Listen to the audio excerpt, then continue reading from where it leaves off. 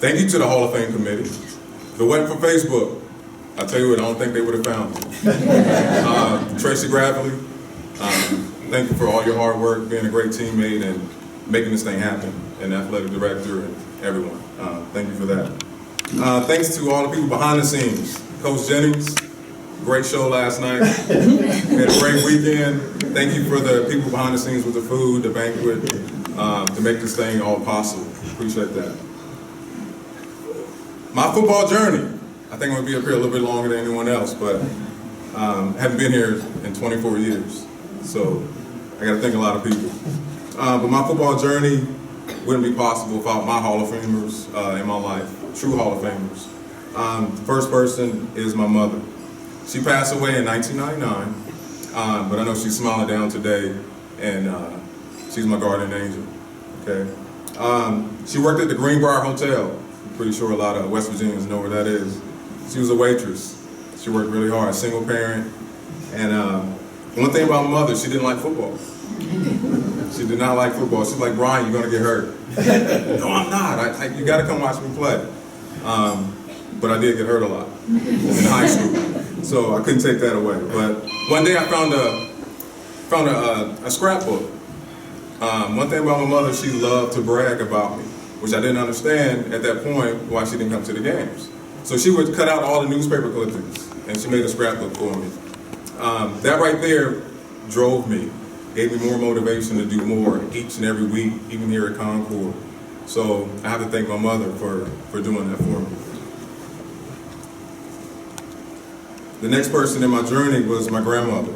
She passed away in 1987, but she was the one that kept me humble, kept me grounded, because every time I came in from a high school game, I still had to take out that trash and clean. I was just Bryan to her. I wasn't an athlete. So my grandmother was the heart and soul of the family, and she kept me grounded. That's where I got my big heart from my grandmother.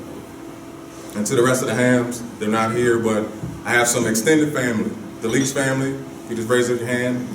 They drove all the way from Clifton Forest, Virginia. Still, nobody today knows where that is. I have to say it's near Roanoke. So thanks for being here. And my childhood friend, James Garrison, he drove all the way from Maryland. And just thanks for being here. And it took a village to raise us. She raised her kids, and back then it did take a village to raise everyone. And I just have to thank the Leaches for being part of that. Also had some key players along the way. My brother, he's actually my cousin, but I call him my brother. His name is Bryan Hamm. He lives in Chicago, so he couldn't make it either. But that guy was my idol. He was 7 years older than me. So being 7 years old, trying to hang out with a 14-year-old was very tough. Many times in the backyard, crying, get up, you can do it, get up. And he just hit me again, beat me up, all that good stuff. But he was just an exceptional athlete, football, basketball, track, gymnastics, you name it, he was my hero. He set a strong foundation for me. And I don't think I would be standing here in front of you today if it wasn't for him. I wish he could have been here, but I have to talk about it. And I have two childhood friends. One couldn't make it. He's from Philadelphia. But like I said, James Garrison, if you would, please stand. He did make it. Like I said, he drove from Maryland.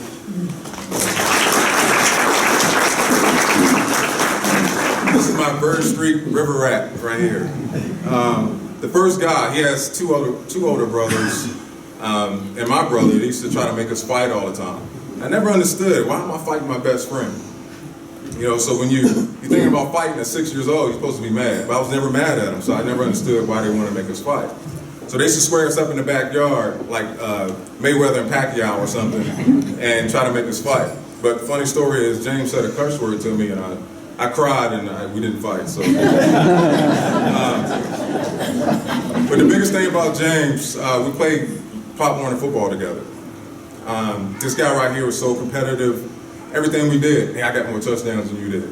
Back then, he used to spray paint the football helmets. So when you played the opposite team, once you hit somebody, you had the markings from the other team. That's how old we are, or I am in here, I guess. A lot of you probably don't remember that, but we used to see how many marks we would have on our helmet after a game. And I could tell how good you did for that day. And I think we were the only Little League football players who ever got paid. For some reason, we was really stubborn and we knew we were good, so the coach, to make us play really well, he'll pay us money. It's like, you score a touchdown, I'll give you $1. It's like, yes. So it wasn't nothing like counting out money after the game, you know. So James, you took my competitiveness level to a different level. Thank you. Always be family, and you're in the hall as well.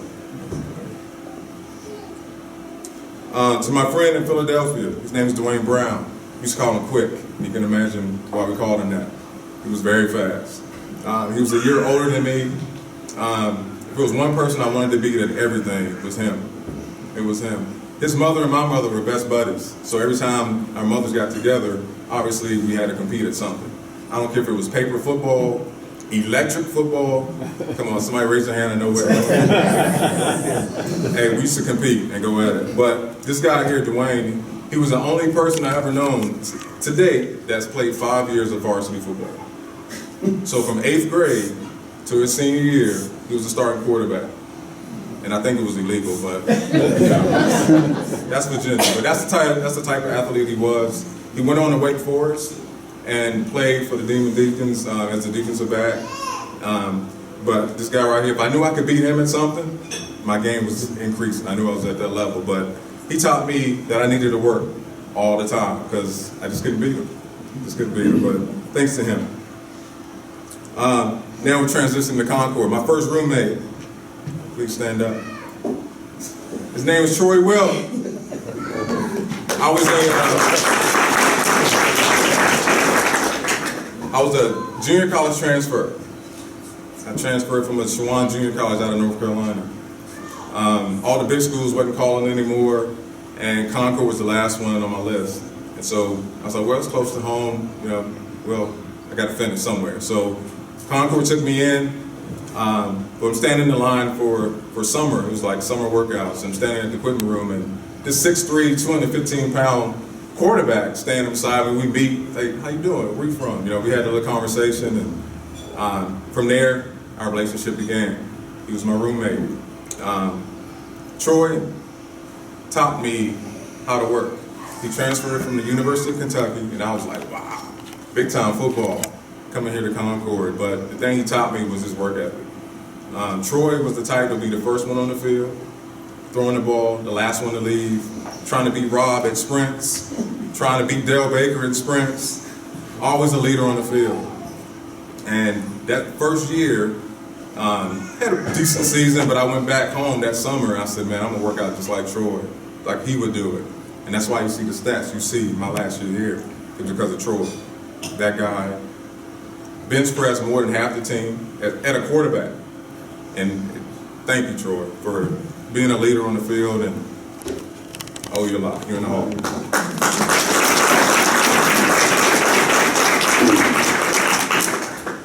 And my last roommate, I know he's far way in the back, Ron Ward. Can you please stand?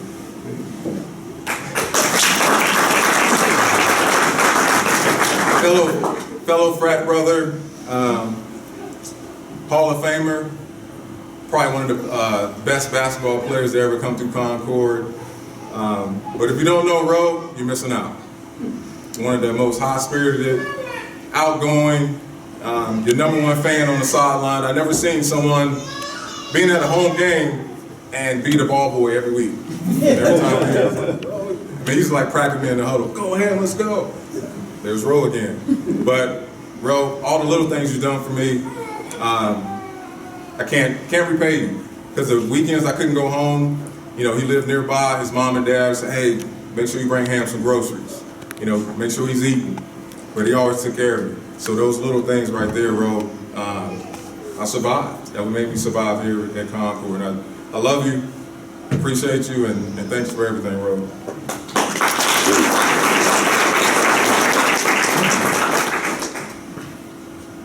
To all my teammates, Rob, Tracy, class act, got to watch him in the Super Bowl that one year. I was pledging though at the time, it was hard to watch, but class act, somebody I always looked up to. Freddie Ford, Dale, Chris, Danny, I mean all the teammates, y'all were great.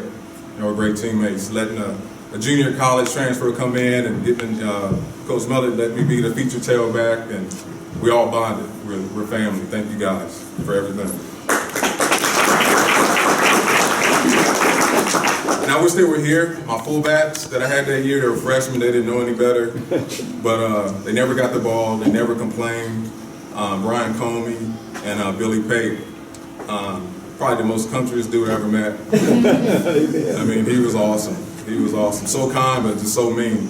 Brian, just make sure you stay behind me. I'm with you, Billy. I'm right behind you. But I wish I could thank them. I do thank them. I wish they were here. But to all the coaches, don't have to be football, basketball. Coach Cox, your wife. When I was in Japan, stationed there, I needed a semester to graduate, and we corresponded overseas and emails, and I was going to school, University of Maryland, sending back classes, and she helped me graduate. She's like, do you want to walk? I said, I'm in Japan, so I can't walk. Just send me my degree in the mail. I'll take it, but thank you for everything. Thank you for everything. Coach Mullet, my presenter, thank you. Thank you. You taught me a lot. You taught me a lot. Like I said, coming from a junior college, the original coaches left. You didn't know what you had, but you trusted me that, you know, I could take over back there and be your featured back, and rest is history. One thing, Coach, that you did teach me, that it wasn't about me. It wasn't about me. You're a man of God, and I always respected you for that. You never wavered from it. Everybody knew on the team that you were a God-fearing man, and that was awesome. You never wavered. I remember him picking me up from because he used to police the dorms all the time to make sure we weren't fighting or standing, you know, getting in any trouble. So he said, Brian, hey, come out. I want you to go with me. Where are we going, Coach? Oh, don't worry about it. I said, Coach, it's like 20 degrees. I only have a coat. He said, well, put this on. And he gave me a sweatshirt and it went down to my knees.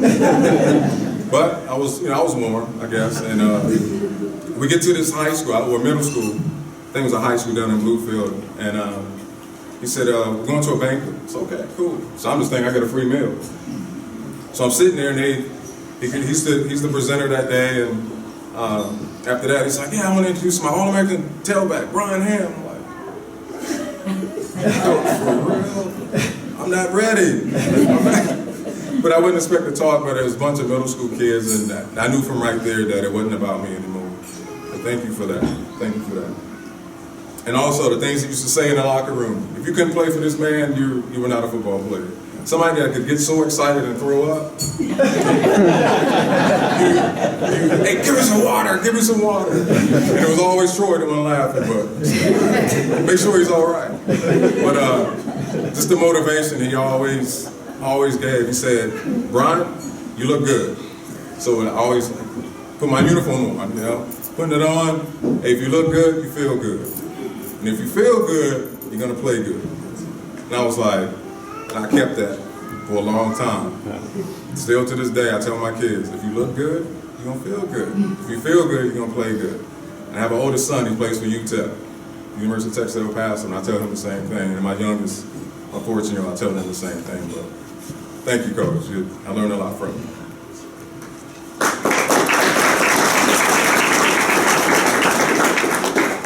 And lastly, getting to the end, to my beautiful wife, Sherry, please raise your hand, stand up or something. But thank you for logistically arranging us to get here from Texas, listening to all the stories last night, and for the last 24 years, my Concord stories. Now you see it live now. Thank you, I love you. To my boy, Kobe, make him remember your name. That's what we tell him, make him remember your name. And to sum up this whole weekend, I'm gonna reflect when we go back to Texas, but to sum it up for me is one of the best feelings in the world, that your presence and your absence means something to someone. So that sums up my whole weekend. May God bless everyone here, continue to bless everyone. Safe travels, and thank you.